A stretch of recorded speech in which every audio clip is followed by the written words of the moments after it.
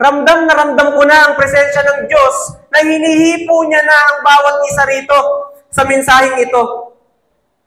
Alam niyo mga kapatid, itong mensahe na to, ang magiging daan kung bakit ka makakalayo, kung bakit ka makakaranas ng kapayapaan, magkakaroon ka ng freedom. Hindi mo kayang pagalingin ang sarili mo. Kahit kaninong doktor ka lumapit, kahit mga veteran siya, nag-aral, pero ang totoo, ang Bible, ang sinasabi niya, ang totoong mag-aayos at magpapagaling ng ating puso ay walang iba kung hindi si God. No? Hindi lang niya nakikita yung sugat mo. Maaring meron dito, may sugat kang dinadala hanggang ngayon, hindi pa gumagaling. Pero kapatid, gusto kong sabihin sa iyo na siya ang magliligtas sa iyo sa mga lubhang nasasaktan at nagsisisi. Yung nasasaktan, yung may sugat. Si God lang. Siya ang magliligtas sa iyo. At number 1 point, diretso na tayo, no? Huwag na tayo magpatumpik-tumpik pa. Number 1, God sees your broken heart. Sabihin mo nga sa katabi mo, God sees your broken heart, kapatid. Kapatid, nakikita ng Diyos ang basag mong puso. Nakikita ng Diyos ang estado ng puso mo sa oras na ito. Hindi ka invisible sa Diyos. Amen? Hindi ka invisible sa Diyos. Malapit ang Panginoon sa mga pusong wasak at inililigtas niya mga lubhang nasasaktan at nagsisisi. God is near to the broken-hearted. Alam niyo mga kapatid, alam kong meron dito na nakakaranas na tuwing gabi, umiiyak ka. Pero gusto kong sabihin sa iyo na malapit sa iyo si Lord. Sa kabila ng nararanasan mo na broken-hearted ka, hindi siya malayo sa iyak mo. Maybe, meron dito, hindi mo masabi yung mabigat na pinagdadaanan mo sa tao. Pero this time, itong word kanina ay nag-i-invite na anak, kung hindi mo man masabi sa tao at kinikimkim mo, this time tinuturuan ka ni Lord. At sinasabi niya, anak, sa akin ka, lumapit. Dahil kahit hindi mo masabi sa tao, God sees your broken heart. Ang unang hakbang para magkaroon ng healing na maunawaan mo at matanggap mo na nakikita at naiintindihan ng Diyos ang status ng puso mo. And this time, mga kapatid, no need to pretend. Hindi mo kailangan magtapang-tapangan, hindi mo kailangan magtibay-tibayan sa bawat oras because God honors your tears. Nire-respeto niya yung weakness mo. Sino dito may kahinaan? Lahat. Pero bakit hindi natin sa Kanya i-admit yun? Yung topic natin last Sunday, no? Hindi lingid sa Diyos ang mga sakit na nararanasan mo. At hindi mo rin kailangan magpanggap na okay ka lang. Hindi mo kailangan maging matibay at malakas sa harap niya. Dahil God sees your broken heart. Alam niya yun. Hindi mo kailangan magtago. Alam niya yung iyak mo gabi-gabi. Alam niya yung hinanakit mo. Alam niya yung dinadala mo na mabigat. Alam niya yung iniisip mo ng iniisip. Alam niya yung anxiety na nararanasan mo ngayon. Alam niya yung depression na pinagdadaanan mo. Kaya hindi mo kailangan itago yan. Yung bigat na tinatago mo, na sa kabila nito may bigat pero nakangiti ka sa tao. Pero, di ba? Some of you, may na-reject dito na tinatanggap mo kahit hindi mo deserve. Pero sabihin ko sa iyo, kahit na-reject ka, God is near, not far to you. Malapit ang puso ng Diyos Hindi siya spectator. Kasama mo siya lagi. Sige nga. Papaano mo ipapakita sa Diyos sa oras na ito na nakikita niya yung durog mong puso? Paano mo ipapakita? Sige nga, ipakita mo nga kay Lord. No? Paano mo ipapakita yan? Lord, ito yung nararanasan ko. Ang bigat. Litong-lito na po ako, Lord. Di ko na alam yung gagawin ko. Stress na ako. Ganon. Kaya ibalik mo kay Lord lahat ng bigat. Sabihin mo sa Kanya yung totoo. Hindi mo kailangan mag-pretend sa presence niya. Healing start with honesty. Amen? Healing start with honesty. Number 2.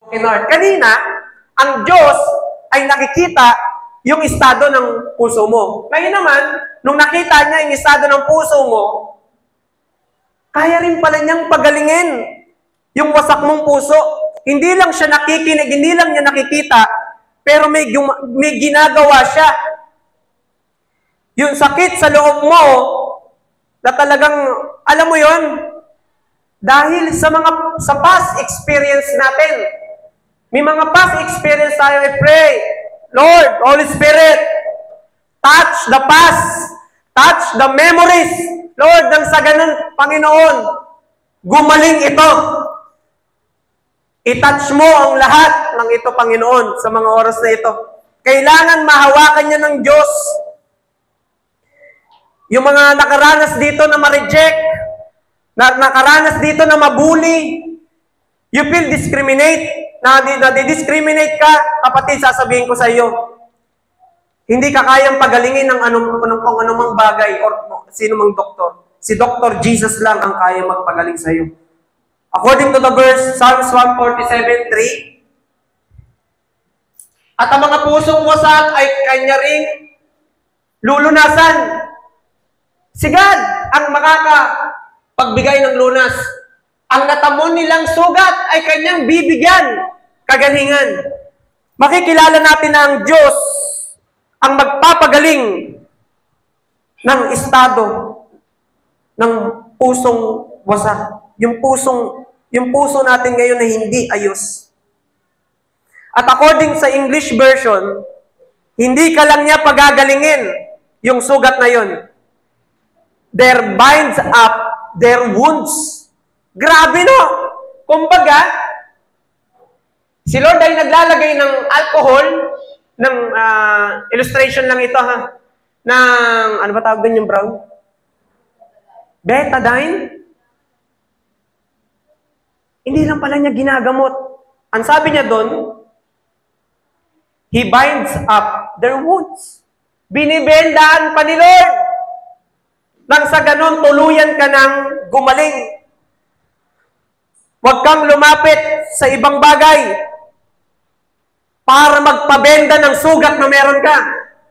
Amen? Huwag kang lumapit sa ibang bagay para magpabenda ng sugat sa loob mo. Hindi ka gagaling pag sa iba ka lumapit. Hindi mo ito matatagpuan sa sigarilyo, hindi mo ito matatagpuan sa marijuana, hindi mo ito matatagpuan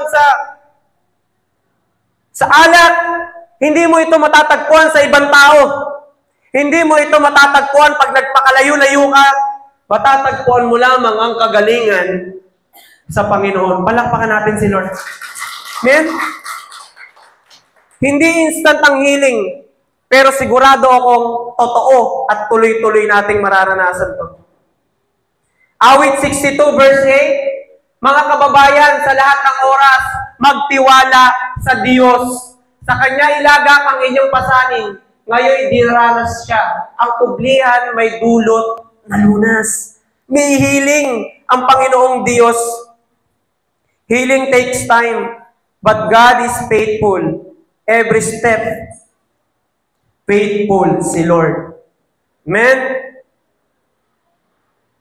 Nagagawin sa'yo. Faithful siya doon. Ang tanong, willing ba tayong magpa-opera? Willing ba tayong magpaayos ng ating puso? And this time, ipag-pray natin yung pain. Kung may nararanasan man tayong pain, huwag natin tong isuppress. Anong ibig sabihin nito? Huwag natin itago. Kinakailangan itong ilabas. Sabihin mo sa Diyos yung galit mo. Sabihin mo sa Diyos yung lungkot mo. Sabihin mo sa Diyos yung trauma mo. Allow God, again, to touch the past, the memory, and turn it into testimony. Amen? Na kapag nahawakan ng Diyos, yung sugat na yon, gagaling yon, at mataturn ito into testimony. Amen? Diyos mismo ang nagpapagaling ng puso. Hindi panahon, hindi tao, hindi rin ang pag-move on. Diyos lamang. Hayaan natin, nahawakan ni Lord yung wound. Hayaan natin, linisin niya yung sugat. Ay, paano yung lilinisin ni Lord yung sugat? Di ba? Sabi sa Bible, ang Word of God ang naglilinis. Ibig sabihin, pag nakikinig tayo ng Word of God, nililinis tayo ng Diyos. Amen? Washing the pain, binding the places na nagdurugo, restoring the places na nawasak. Healing is a process, not a one-time miracle. Pero bawat araw, naniniwala ako na may gagawin ang Diyos. Amen? Number 3. God restores you after the pain. Nakikita ng Diyos ang basag mong puso. Alam niya yung estado niyan. Ano yung padalawa natin? Ano yung pangalawa? God heals your broken heart. At kapag nagawa niya yung pangalawa, yung pangatlo, may i-restore ka ni God. Basahin natin sa Joel 2:25. Simplified Tagalog rendering ulit. Ibabalik ng Diyos ang mga taong nasayang ang lahat ng kinuha ng problema at kapigatian. Panunumbalikin niya ang nawala at binasa na buhay. Ibig sabihin, may ibabalik si Lord may i-restore Pero paano i-restore ni Lord yung blessing niya sa'yo, yung mga dating meron ka na nawala, kung hindi ka magpapaayos sa loob? Kasi, magdiretsuhan na tayo. Kaya hindi natin minsan maranasan yung totoong pagpapala at pabor dahil may nakabara sa loob. Yun ang totoo. Gumising tayo mga kapatid. Huwag natin hayaan ng dyablo na magkaroon ng entry point. Di ba? Sa ating mga buhay na hindi magpaayos. Gusto kasi ng dyablo, gusto ng kaaway na bumabagsak ka, gusto ng dyablo na hindi ka umuunlad, gusto ng dyablo na nahihirapan ka. Pero ang Diyos, iba ang kalooban sa'yo. Pinagpalang buhay. Kaya ngayon, may i-restore si Lord. I-restore ni Lord yung kapayapaan na meron ka. I-restore ni Lord yung totoong identity mo. Yung totoong purpose mo sa buhay. Kaya ngayon, pag ni-restore ka ni Lord, ito, good news. Kahit sugatan ka, nagiging malakas ka. Amen? Say amen. Kahit sugatan ka, hindi nagiging malakas ka. Hindi tayo makakaiwas na mahihiwa araw-araw. Meron yan. May hiwa, konti pa. Tuesday, may hiwa. Thursday. Tapos mararamdaman mo yan pag naipon na mabigat yan. Kailangan talaga natin lumapit sa Diyos. Kaya yan ang gusto ni Satanas 2 Corinthians 4:4, binulag niya ang isip ng tao para hindi makakita ng katotohanan. Mga kapatid, I pray, buksan ni Lord ang isipan natin. Huwag tayong magpabulag sa kaaway. Your broken heart is not the end. It's the beginning of God's rebuilding. Amen? Ito na ang umpisa na magre-rebuild si Lord ng panibagong puso. Aayusin niya muli ang puso mo. Kaya mga kapatid, I encourage you. Hakbang lang. Step forward again. Magtiwala sa Diyos, maglingkod sa Panginoon, sumunod sa Diyos, ibukas mo ang puso mo sa mga oras na ito. Hindi lang nagpapagaling si Lord, pero siya ay nagre-restore. Amen? Ano yung nawala sa iyo? I-restore ni Lord. Ano yung nasira? Ano yung parang ibig sabihin nito? Kung may tao man na naging dahilan kung bakit ka nawasak, gagamitin rin yun ni Lord para i-restore ka. Ano yung mga oras na nawala, mga bagay na nawala sa iyo, ibabalik ni Lord lahat yun. Yung kagalakan mo, yung peace mo, yung identity mo, lahat, ibabalik ni Lord. Amen? At ngayon, paano ka mai-heal? Paano mai-heal ang sugatang puso? Aminin na natin lahat. Sino dito umaamin na lahat tayo ay nasugatan? Sino dito umaamin na may pagkakataon talaga, or maybe nandiyan ka ngayon nakaupo, pero hindi mo naman talaga deserve yung ganyang pagkakataon, yung ganyang sitwasyon mo eh. Pero this time, kapatid, kailangan natin lumaya. Kailangan natin gumaling. Paano tayo makakalaya sa nakaraan? Paano ka ma-restore? Number 1. Gawin po natin ito. Healing start with God's presence. Hindi ka mai-heal sa ibang lugar.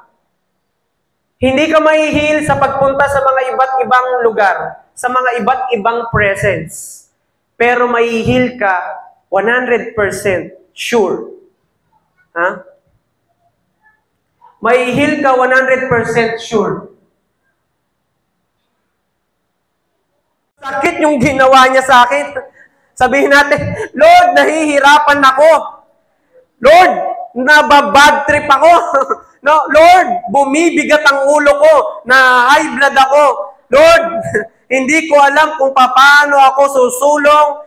Lord, nabigo ako. Lord, ang sakit, nang gigil ako, etc. Kung ano man yung mga gusto mong sabihin na mabigat, sabihin mo. Kay Lord. Kay Lord muna ang usapan. Nang sa ganun, magkaroon po tayo ng healing. Number 3.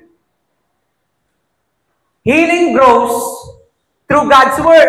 Ito na yung sinasabi ko kanina, na ang salita ng Diyos ang naglilinis. Ang salita ng Diyos ang para siyang nagsha-shower. For example, naliligo ka, ang dami mong dumi, ang dami mong alikabok. Word ni Lord ang nagsha-shower sa'yo. Kaya ngayon, pag shinower ka ni Lord, nagkakaroon po doon ng healing. Psalms 107, verse 20. Sa salita lamang na kanyang pahatid, sila ay gumaling. Kita niya? At naligtas sila sa kapahamakang sana ay darating. Ibig sabihin, ang salita ng Diyos ang nagbibigay ng healing. Ito ang nagpapalakas. Ito ang naglilinaw. Ito ang nagbibigay pag-asa. Ito ang nagtatama ng isip mo.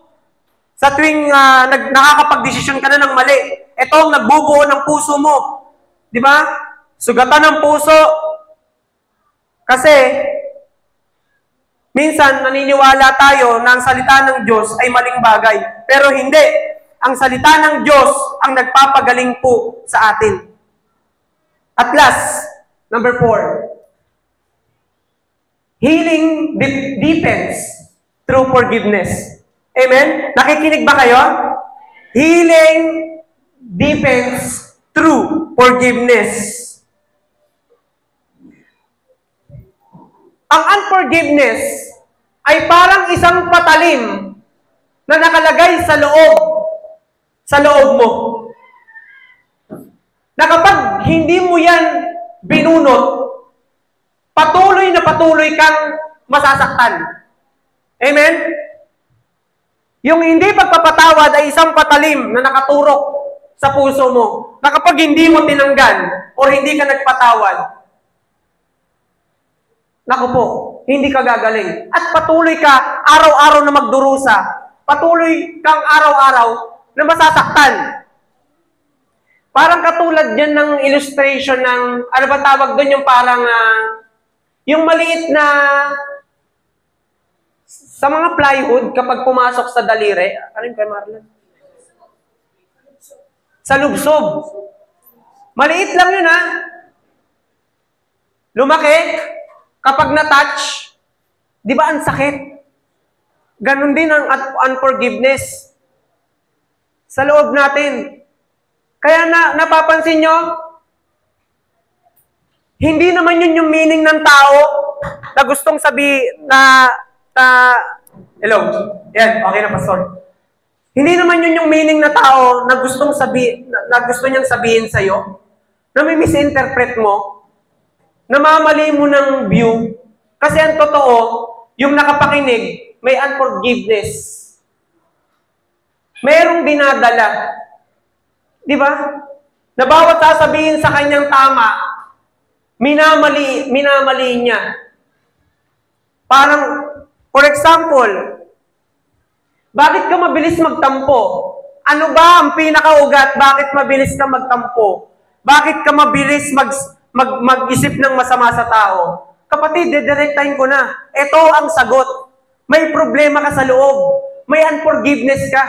May sugat ka na kailangan gumaling. Kasi kapag hindi gumaling yon, maraming tao ang madadamay dahil dun sa unforgiveness na yon.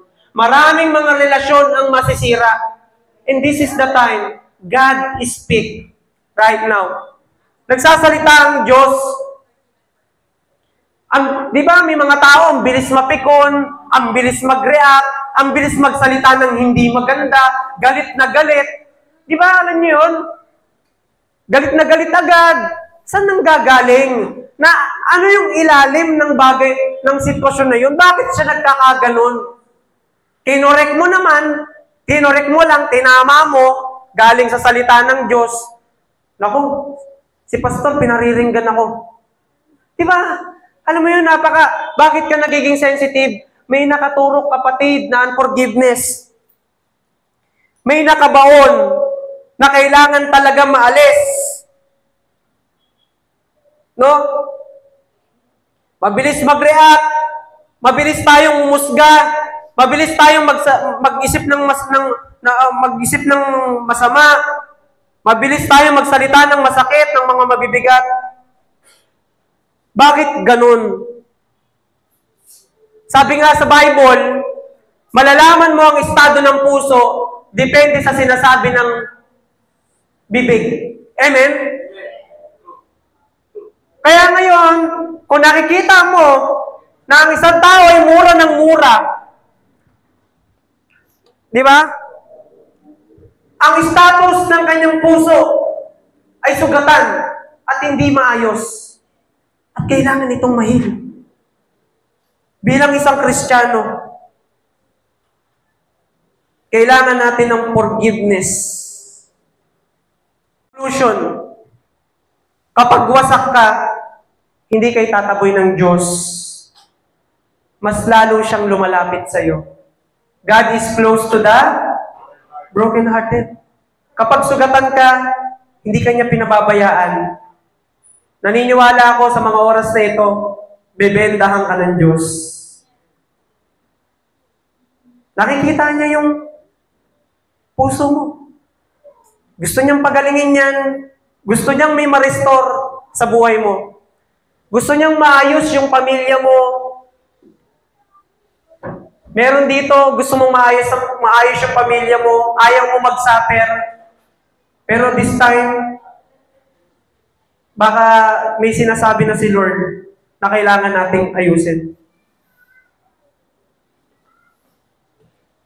Kung may sugat pa sa puso mo, kung may hindi mo pa matanggap na mga sitwasyon, kung may iniiyakan ka pa rin hanggang ngayon, this time, lalapit po tayo kay Lord. Amen?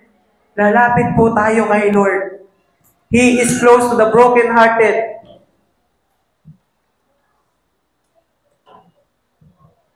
May mga alaala tayo na masakit pa hanggang ngayon. May mga pag-ibig na hindi natupad. Hayaan po natin hawakan ni Lord ang mga bagay na yan. Hindi ka niya huhusgahan. Hindi ka rin niya minamadali. Pero gagaling ka. And this time, mga kapatid, magpadil po tayo kay Lord sa mga oras na ito. Pare po ba tayong tumayo lahat?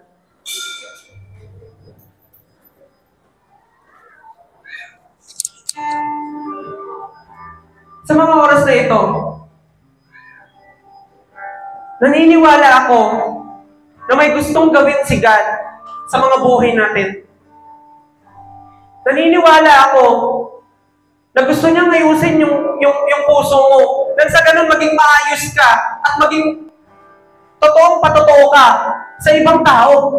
And this time, pwede ka bang pumikit at makipag one-on-one ka kay Lord? God sees your broken heart. God is close to you. Alam niya yung bigat. No? Alam niya yung bigat na nararanasan mo. Alam niya yung sitwasyon mo. This time, lumapit ka kay Dr. Jesus. Magpa-opera ka.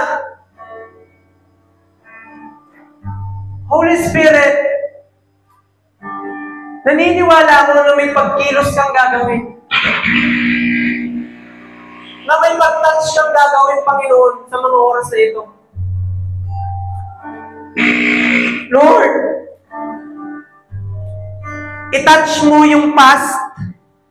I-touch mo yung mga memories na nagbigay ng lubang sakit sa mga tao na naririto ngayon. Come on. Lapit sa Diyos. Lumapit ka sa Panginoon sa mga oras na ito. I will give you 1 to 30 seconds or 1 minute. This is the time. Come to the Lord. Come to the Lord. Wala po munang didilat.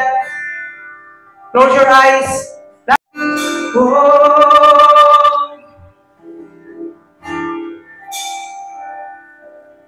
Lord, reveal the root cause. Reveal the problem, Lord. Sa mga taong narito.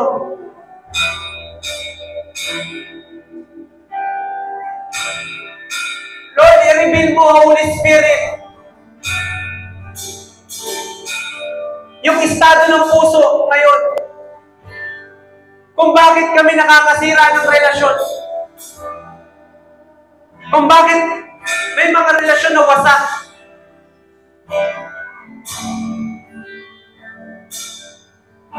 Meron dito, nabuli, binuli ka, ayaw na ayaw mong binubuli ka.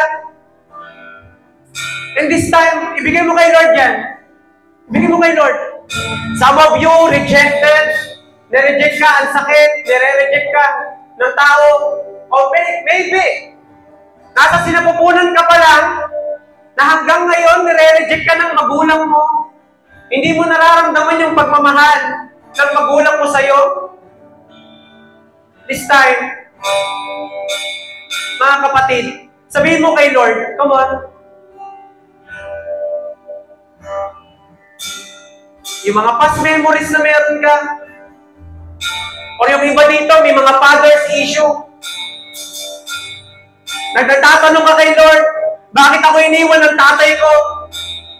Na nagtatanong ka kay Lord,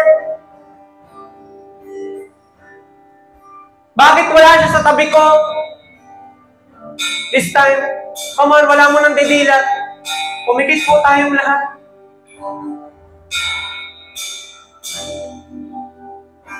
Na nahihirapan ka sa sitwasyon mo sa mga oras na ito. God is close to you. Sige, ramdamin mo yung presensya ng Panginoon sa pakikipag-usap mo sa Kanya. Nagsisimula na ang kagalingan. Nagsisimula na mag-reveal si Lord ng bagong chapter na maganda sa buhay mo, kapatid. Amen? Meron dito, naabuso ka, na araw-araw ito, na nagbibigay ng mapait na sitwasyon, masalimuot na sitwasyon sa'yo.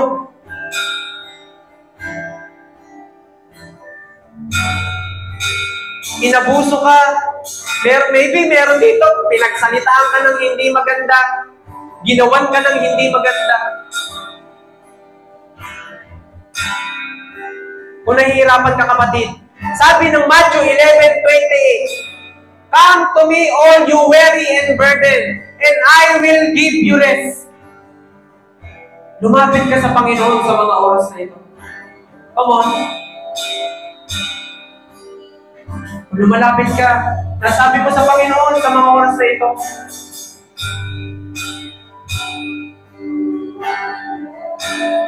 hallelujah. This is the time of inner healing. Sa lahat ng gustong gumaling, sa lahat ng gustong magbabad sa presensya